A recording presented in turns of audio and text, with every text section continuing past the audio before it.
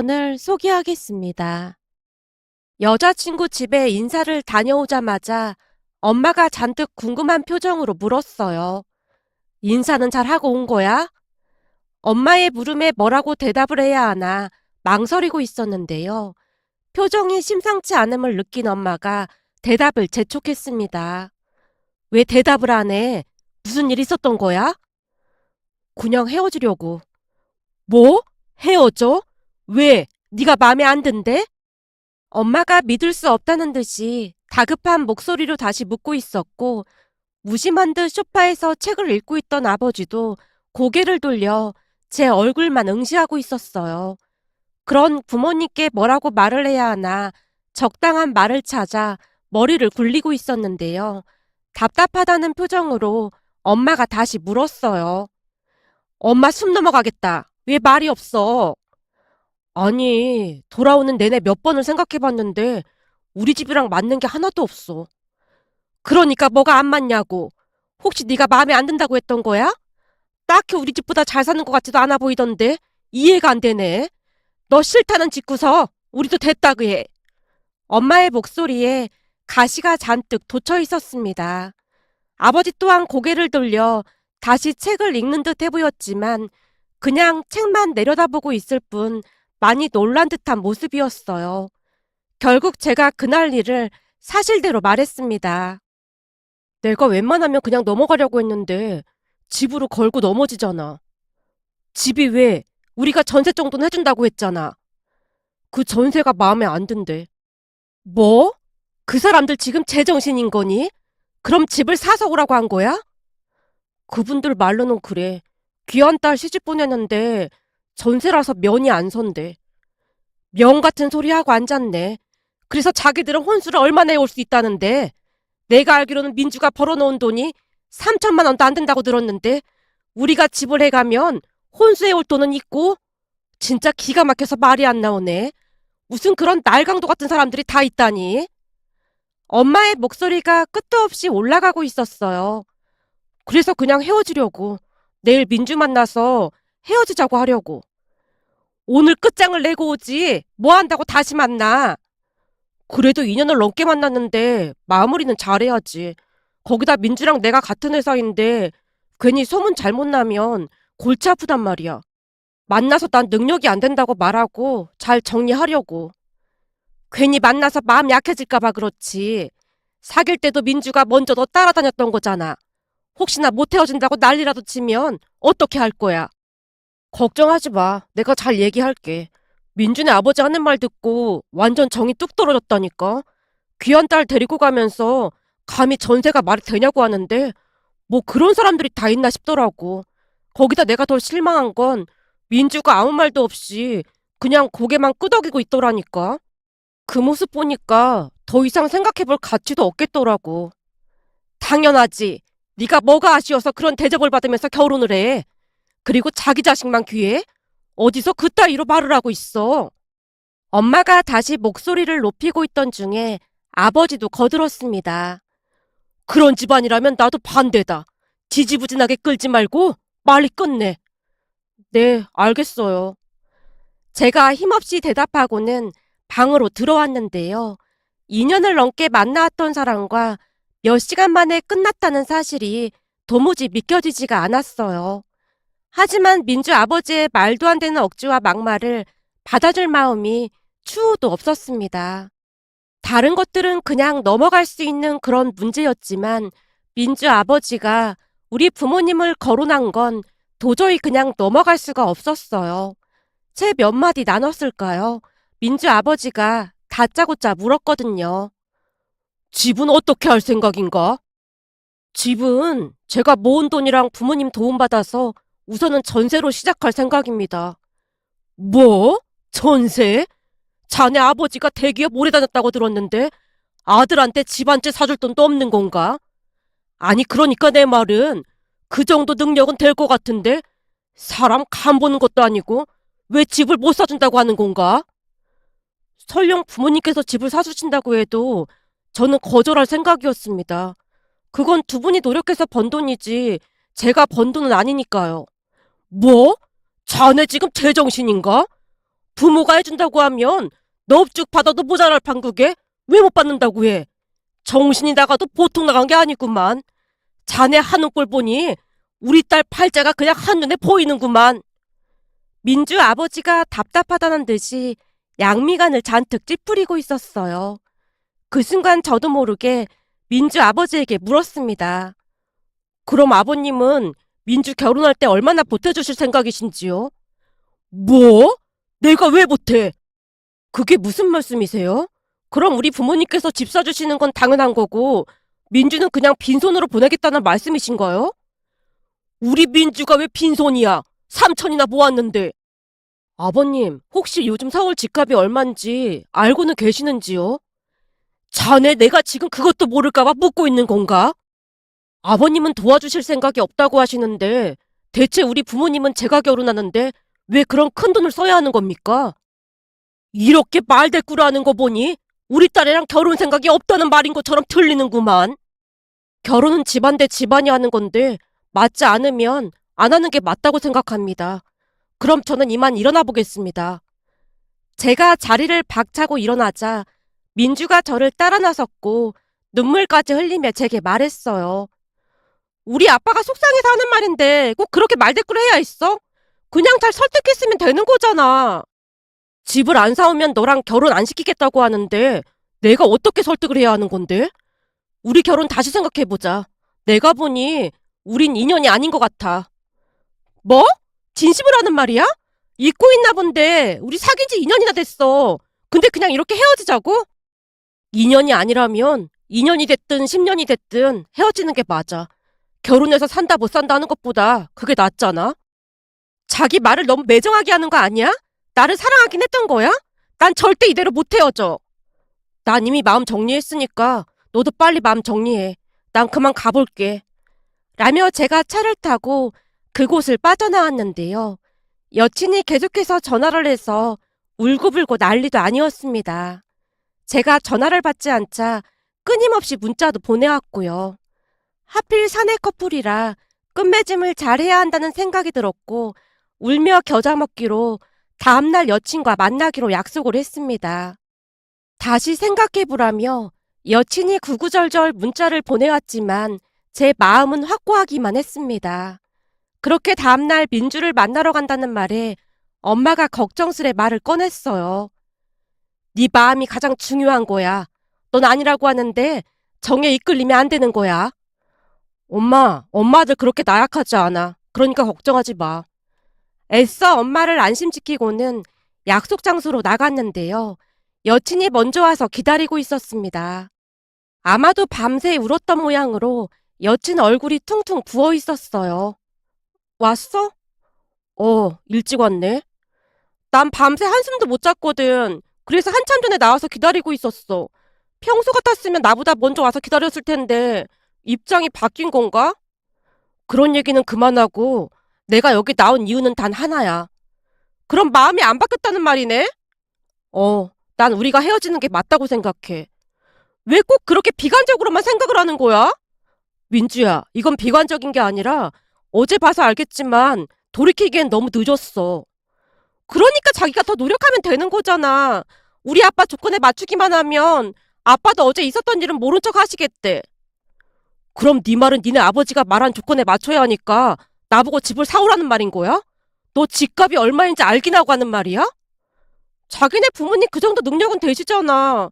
그러니까 말이라도 한번 해볼 수 있는 거 아니야? 아니, 어제도 말했지만 난 더 이상 부모님 도움 받을 생각 없어. 전셋값 보태주신 것만 해도 죄송해서 미칠 지경이거든. 그럼 진짜로 나랑 헤어지겠다는 거야? 난 마음 굳혔으니까 너도 얼른 마음 정리해.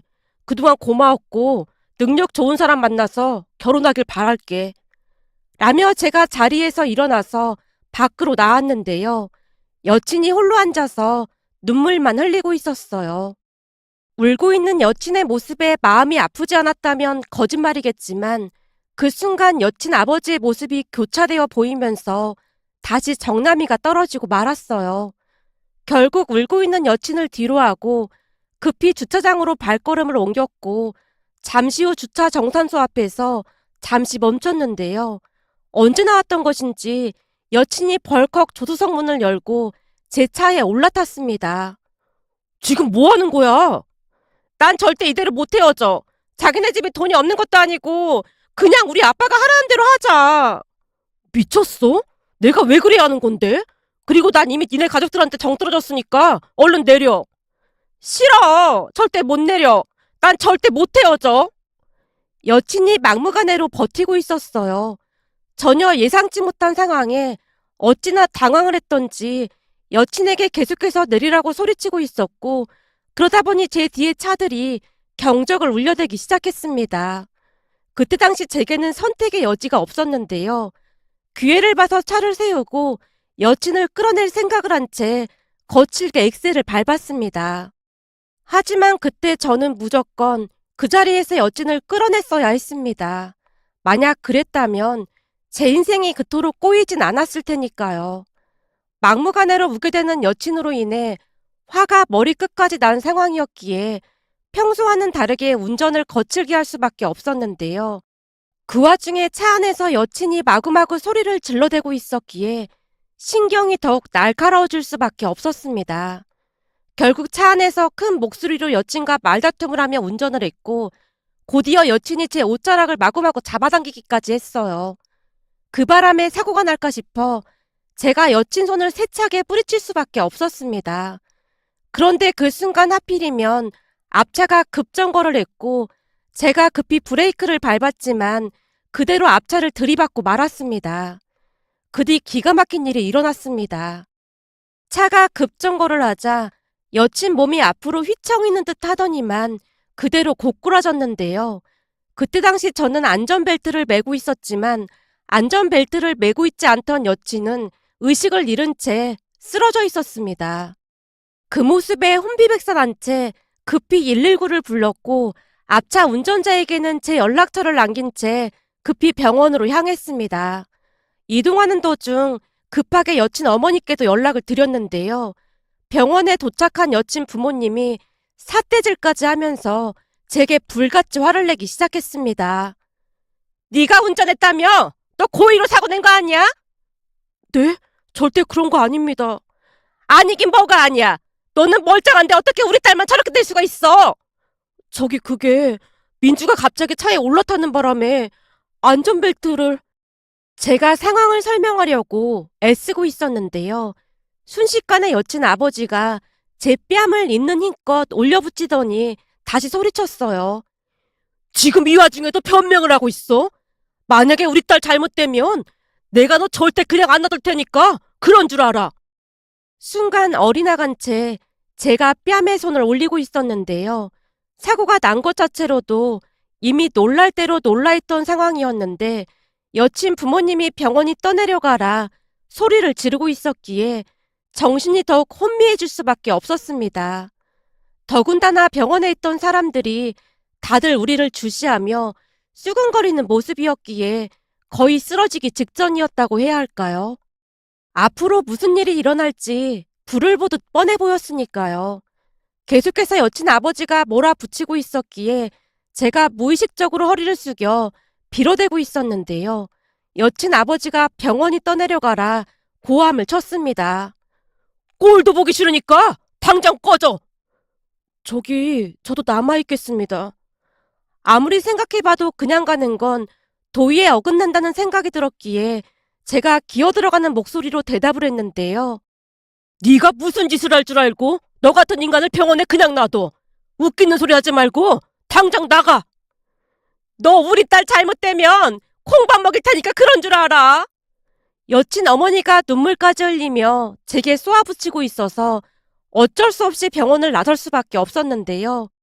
그때 당시 사고로 인해 저도 통증이 있었지만 치료를 받을 엄두조차 내지 못한 채 집으로 돌아갔습니다.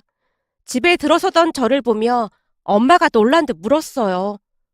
너 얼굴이 왜 이래? 아무것도 아니야. 아무것도 아니긴 뭐가 아무것도 아니야. 얼굴이 퉁퉁 부었구만. 너 혹시 누구랑 싸운 거야?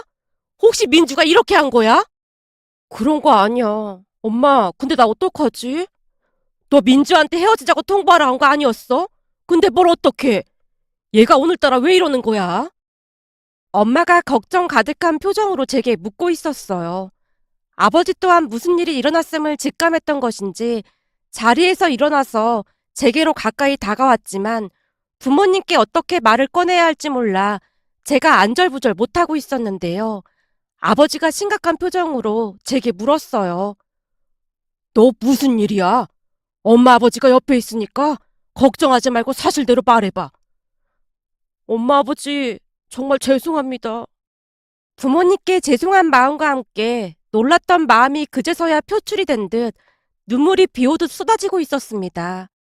평소 워낙 밝은 성격인지라 부모님도 많이 놀란 모습이었고 엄마가 최대한 차분한 목소리를 유지하려 노력하며 제게 다시 물었어요.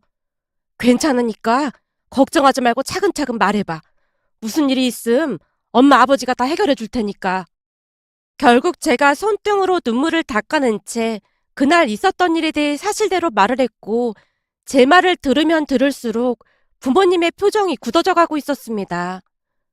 그러니까 네가 운전을 하다가 사고가 났는데 민주가 지금 병원에 있다는 말인 거네? 내가 내리라고 몇 번이나 말했는데 듣지를 않았어. 거기다 운전하는데 내 소매까지 자꾸 늘어지는 바람에 위험한 상황이어서 내가 민주를 밀치다가 그만 사고까지 났어. 지금 민주 상태는 어떤데? 모르겠어. 근데 민주가 안전벨트를 안 하고 있어서 머리를 좀 다친 것 같아. 뭐? 머리를? 그럼 거기에 있어야지 그냥 오면 어떡해? 그게 민준의 부모님이 잔뜩 화가 나서 당장 나가라고 해서 있을 수가 없었어. 말을 하는 내내 묵묵히 듣고만 있던 아버지가 조용히 입을 열었어요. 민주 아버지, 전화번호 좀 줘봐라. 내가 통화 한번 해보마. 근데 지금 화가 많이 나 있는 상태라. 그래도 연락은 해봐야지. 라며 아버지가 민주 아버지 전화번호를 받아 적고는 급히 전화를 하는 모습이었습니다. 그리고 역시나 민주 아버지가 우리 아버지에게 갖은 모욕적인 말을 하고는 전화를 끊었고요. 그렇게 다음날 부모님과 함께 병원을 찾았는데요. 민주를 만나보기는커녕 민주 부모님이 욕설까지 하면서 내쫓았습니다. 그럼에도 불구하고 저는 계속해서 병원을 찾아갔지만 여전히 병실 안에는 들어가지도 못하고 쫓겨나기 일쑤였습니다. 그렇게 얼마나 지났을까요?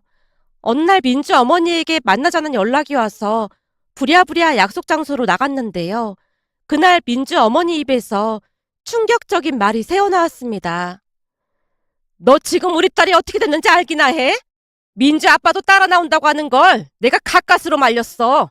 민주 아빠가 여기 왔으면 너 오늘 성한 몸으로 집에 못 돌아갔어. 민주 어머니가 앞에 놓은 음료수를 벌컥벌컥 들이키고 있었습니다. 정말 죄송합니다. 민주는 지금 어떤가요? 큰 사고가 났는데 좋을 리가 있겠어? 그건 그렇고 너 이제 어쩔 거야? 그렇잖아도 부모님이랑 상의를 해봤는데 병원비랑 치료비는 우리 쪽에서 전부 지원하도록 하겠습니다. 뭐? 병원비랑 치료비? 너 지금 나랑 장난하자는 거야? 네? 그게 무슨 말씀이세요? 지금 너 때문에 우리 민주 눈이 실명이 됐는데 뭐? 병원비로 퉁치겠다고? 지금 이게 말이 되는 소리야? 네? 실명이요? 의사 말이 그날 사고로 지금 실명됐다고 하는데 돈만 지워주고 모른 척 하겠다고? 뭐 이런 인간이 다 있어. 앞으로 우리 민주는 회사를 못 다니는 건 말할 것도 없고 평생 혼자 살아야 하는 판국인데 병원비랑 치료비로 끝내겠다고? 죄송합니다. 그동안 민주 상황에 대해 말씀을 안 해주셔서 실명까지 됐는 줄은 정말 몰랐습니다. 그냥 매사가 핑계만 대고 있네. 너 같으면 자식이 실명됐다고 하는데 막 떠들고 다니고 싶겠어? 대체 가정교육을 어떻게 받았으면 이따위로 말을 할 수가 있어? 여친 어머니가 다시 노발대발하고 있었는데요. 딸이 실명이 됐으니 충분히 그럴 수 있다는 생각이 들었기에 제가 손이 발휘되도록 빌어대고 있었습니다. 그 순간 여친 어머니가 곁눈질로 저를 노려보며 몰아붙이듯 말을 꺼냈어요. 다 필요 없고 이제부터 네가 우리 민주 책임져. 네? 그게 무슨 말씀이세요? 설마 우리 딸 이렇게 만들어 놓고 모른 척 할 건 아니잖아. 니들 어차피 결혼하려고 양가 인사까지 들인 마당이었고 그 와중에 우리 딸이 사고가 나서 실명을 했는데 설마 우리 딸을 모른 척하진 않을 거지? 그랬다가는 내가 니네 집안 쑥대밭으로 만들어 놓을 테니까 그런 줄 알아. 내가 아는 기자도 있으니까 네가 저지른 짓 세상 사람들한테 다 알릴 거야. 무슨 말인지 알아들었어? 여친 어머니가 기세를 몰아 협박까지 하고 있었습니다. 순간 제 말문이 막히고 말았는데요. 여친 어머니가 대답을 하라며 재촉을 하기 시작했어요. 알았냐고! 무조건 우리 딸이랑 결혼해! 우선 그 문제는 저희 부모님과 상의를 해보겠습니다. 저 혼자 결정할 문제가 아닌 것 같아서요. 그럼 부모님이랑 다 같이 만나보면 되겠네. 내일 저녁에 다 같이 만나서 얘기하자고. 라며 여친 어머니가 자리를 박차고 일어나 나가버렸습니다. 여친 어머니가 나가는 모습을 한동안 지켜만 보다가 집에 돌아와서 부모님과 상의를 했는데요. 부모님의 얼굴이 말이 아니었습니다. 그쪽 부모 심정이 이해가 안 되는 건 아니지만 그렇다고 결혼하게 되면 네가 참 힘들어질 텐데. 그래도 어쩔 수 없잖아요. 저 때문에 그렇게 된 건 맞으니까요. 사실 저도 민주 모른 척하고 헤어지면 죄책감 때문에 너무 힘들 것 같아요. 제 잘못이니까 제가 짊어지고 가는 게 맞는 것 같아요. 제가 힘겹게 말을 하며 부모님을 설득했습니다. 그 뒤 부모님까지 만나서 대화를 했고 결국 저는 여자친구와 결혼을 하기로 약속을 했습니다. 여친이 퇴원을 하고 난 뒤 우리 부모님께 찾아오기도 했는데요. 눈물까지 흘리며 부모님께 죄송하다고 말을 했어요. 정말 죄송합니다. 저는 그냥 헤어져야 하는 게 맞다고 생각하는데 앞으로 제가 결혼을 할 수 있을지 걱정이 되기도 하고 사실 지금도 이 사람 많이 좋아하고 있거든요. 그래서 염치불구하고 결혼하기로 마음먹었습니다. 비록 제가 눈이 안 보여서 불편한 게 많긴 하지만 극복해 보도록 노력하고 또 노력하겠습니다. 아니다. 이렇게 된 마당에 잘잘못을 따질 필요가 뭐가 있겠니? 근데 눈은 전혀 안 보이는 거니? 네, 그냥 희미하게 불빛만 보이는데 그냥 안 보인다는 말이 맞을 것 같습니다. 그나저나 네가 힘들어서 큰일이구나. 엄마가 심란한 표정으로 여친을 위로하고 있었는데요. 여친 또한 최대한 예의를 갖추려 노력하는 모습이었습니다. 그런 여친의 모습에 저도 다시 마음을 다잡으려고 노력했어요. 그런데 그때부터 여자친구 부모님이 시커먼 속내를 드러내기 시작했습니다. 서울에 집을 사서 오는 건 물론이고 혼수조차도 우리에게 책임을 지라고 했으니까요. 어느 날 여친 어머니가 제게 명령하듯 말을 꺼냈어요. 자네도 알다시피 우리 딸 병원비도 많이 들어갔잖나. 물론 자네 집에서 해준다고 했지만 우리 딸 병원비로 장사하는 것 같은 느낌이 들어서 그냥 우리가 처리했던 거야. 그래서 말인데 집 문제랑 혼수는 자네가 알아서 해줄 거라 믿겠네. 내 말 무슨 말인지 알아들었지? 그때 우리가 말했던 대로 집은 물론 사주는 거겠지. 우리 딸 눈까지 이렇게 됐는데 앞으로 자네 혼자 벌어서 어느 세월에 집을 살 수 있겠나?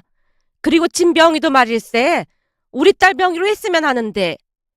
라며 여친 어머니가 곁눈질로 제 눈치를 보다가는 다시 말을 꺼냈어요. 우리가 속물 같다고 느껴질 수도 있겠지만 자네도 잘 생각해보게나. 지금 우리 딸이 이렇게 된 마당에 집이라도 우리 딸 명의로 되어 있어야 조금은 안심이 될 게 아닌가. 그러니까 오해는 하지 말라 그 말이야. 자네도 자식 낳아서 키워보면 우리 심정 충분히 이해가 될 거야. 우선은 저희 부모님과 상의해보고 다시 말씀드리겠습니다. 라며 제가 힘겹게 대답을 한 뒤 집으로 돌아왔고 부모님과 상의를 했는데요. 여친 부모님의 조건이 마음에 들지 않는 모양으로 엄마가 짜증스레 말을 꺼냈어요. 뭐 딸 가지고 장사하는 것 같아서 병원비를 청구 안 했어? 아주 웃기는 사람들이네. 내가 보기엔 지금 건수 하나 잡았다 그런 것 같아. 그래도 어쩌겠어. 자식이 그렇게 됐다는데 민주 부모님 입장에서야 당연한 거 아니겠어. 되도록이면 그냥 다 맞춰주자고. 아버지가 긴 한숨을 내쉰 채 자리를 피하는 모습이었습니다. 두 분의 모습을 지켜보면서 큰 불효를 저지른 것만 같아서 돌덩이를 얹어놓은 것 마냥 마음이 무겁기만 했습니다. 결국 그렇게 결혼 준비를 시작했는데요. 결혼을 앞둔 부모님의 표정이 말이 아니었지만 제 앞에서 내색하지 않으려 노력하는 모습이었습니다. 그러던 어느 날은 예비 장모님이 제게 아파트 몇 개를 정해주면서 그 아파트 중 하나로 했으면 좋겠다는 말을 했고 울며 겨자 먹기로 주말마다 부모님과 아파트를 보러 다녔는데요. 여친에게도 같이 다니자고 말을 했지만 여친이 시무룩한 표정으로 대답을 했어요. 눈도 안 보이는데 내가 가봤자 뭐 하겠어. 그냥 자기가 보고 선택하면 난 최종만 확인할게. 알았어. 그럼 부모님이랑 같이 가서 보고 와서 말해줄게. 근데 이번 주는 어디 아파트 보러 가는 거야? 엄마가 땡땡동 보러 가자고 하더라고.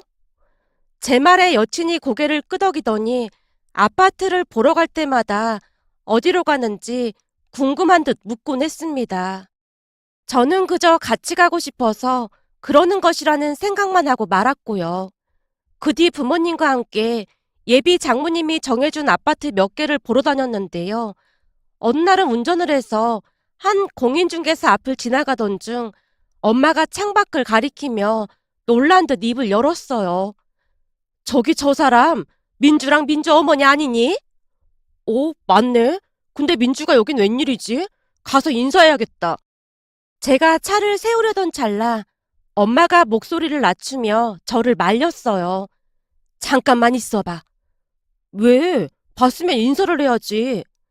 이런 데서 만나서 인사하면 아무래도 예비 사돈이 불편해할 것 같아서 그래. 그러니까 그냥 모른 척하고 가만히 있어봐. 그럴 수도 있겠구나. 알았어. 그럼 우린 다른 공인중개사로 갈까? 아니, 잠깐만 기다려봐. 엄마가 두 사람을 뚫어져라 바라보느라 여념이 없어 보였습니다. 잠시 후 두 사람이 시야에서 사라지자마자 엄마가 차 문을 열고 두 사람이 나왔던 공인중개사로 들어가서 물었어요. 저기 죄송한데 방금 나갔던 사람들이 봤던 집이 어떤 집인지 볼 수 있을까요? 아, 지금 나갔던 모녀 말씀하시는 건가 보네요. 혹시 아는 분들이세요? 공인중개사 사장님이 약간은 당황스러운 표정으로 묻고 있었어요. 이런 우연이 또 있을까 싶은데 사실 예비 사돈이랑 예비 며느리더라고요. 그래서 이왕이면 두 사람이 마음에 들었다던 집으로 사면 좋을 것 같아서요. 정말요? 참 신기하긴 하네요. 지금 바로 볼 수 있는데 같이 가볼까요? 공인중개사 사장님이 반색을 한 채 급히 두 사람이 봤다던 아파트로 우리를 데리고 이동을 했는데요. 우리가 집을 사리라고 확신을 했던 모양인지 공인중개사 사장님이 쉴 새 없이 떠들어대기 시작했습니다. 세상에나 며느리감이 보통이 아니더라고요. 요즘 젊은 사람들은 대부분 물에 물 탄 듯 술에 술 탄 듯 하는 사람들이 많은데 나이도 젊은 사람이 아주 꼼꼼하고 그렇더라고요. 제가 보기에는 아주 1등 신부감입니다. 아, 그랬나요?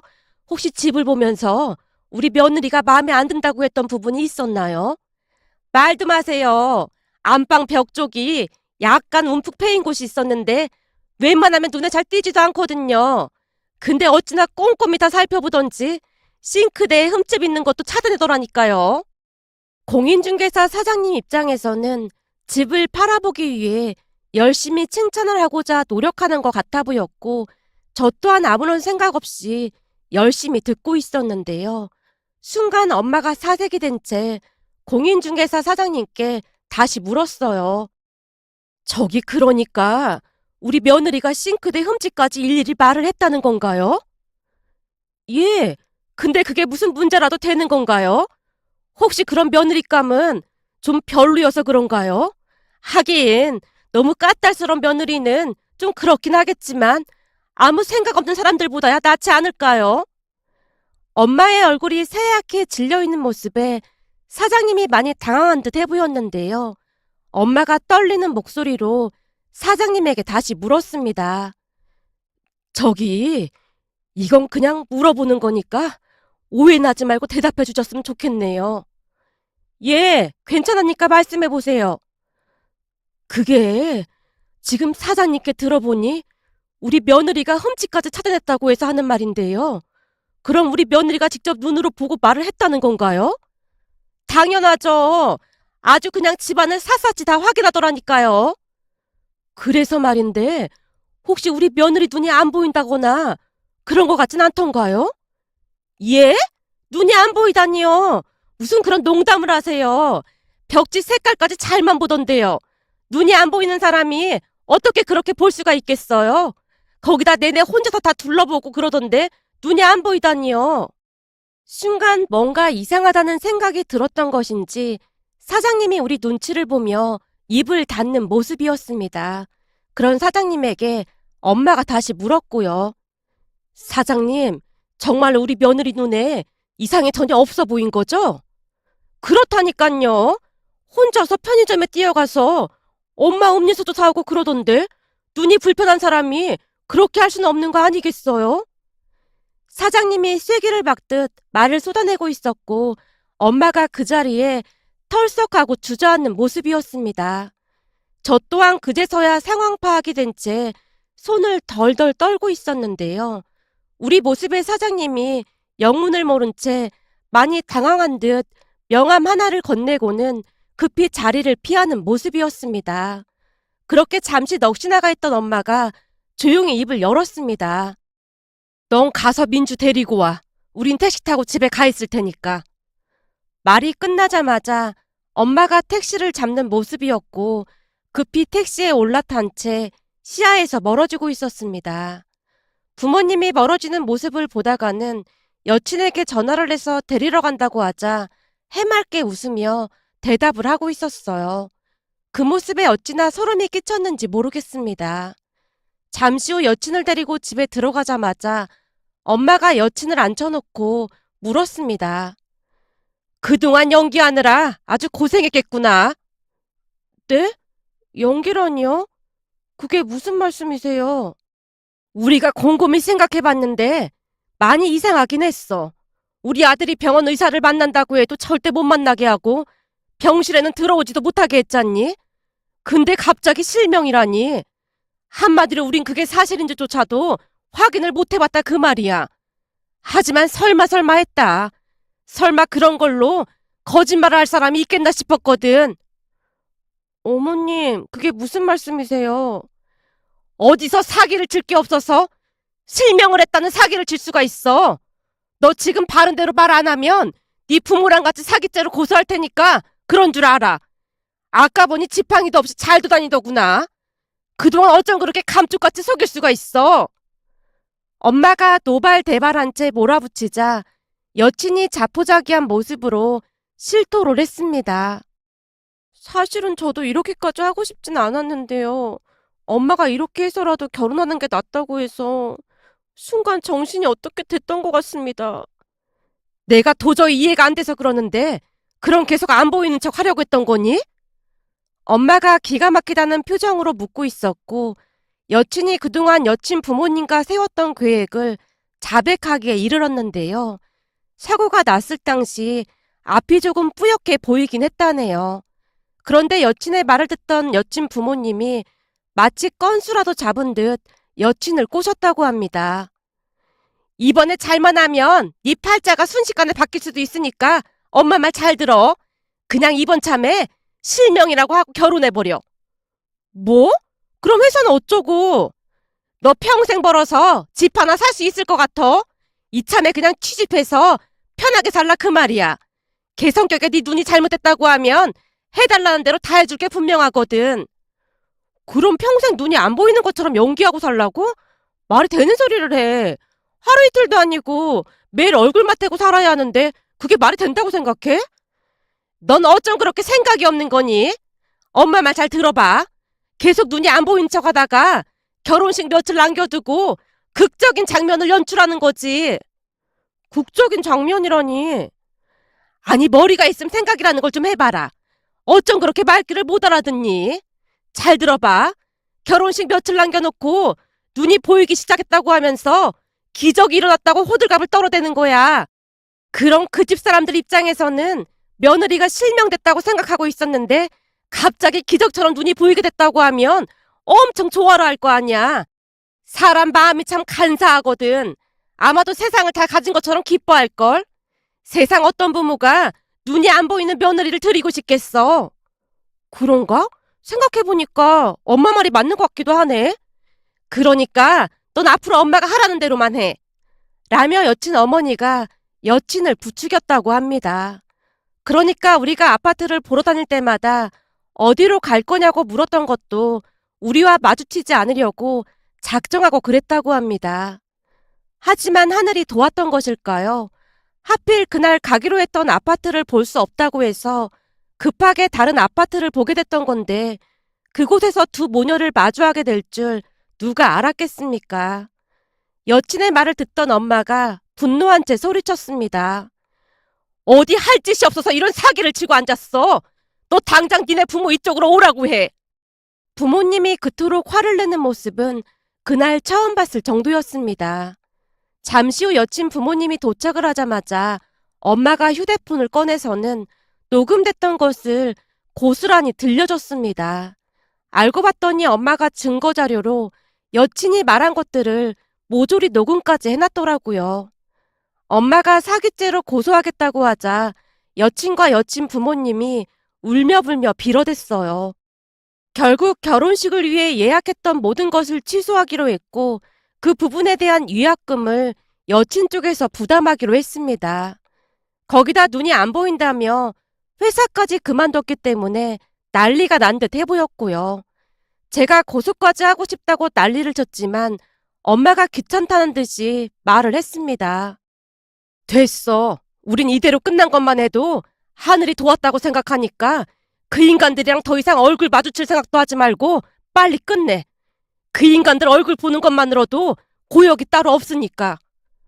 엄마가 부들부들 떨며 소름 끼쳐 하는 모습이었습니다. 그 뒤 여친의 이야기가 회사에 소문까지 났고 회사가 발칵 뒤집어지기도 했습니다.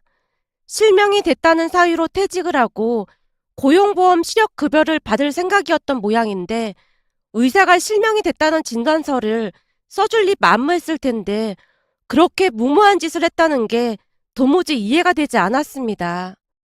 그렇게 전 여친은 취업도 못하고 집에서 두문불출한 채 폐인처럼 살고 있다는 소리만 들었을 뿐이었어요.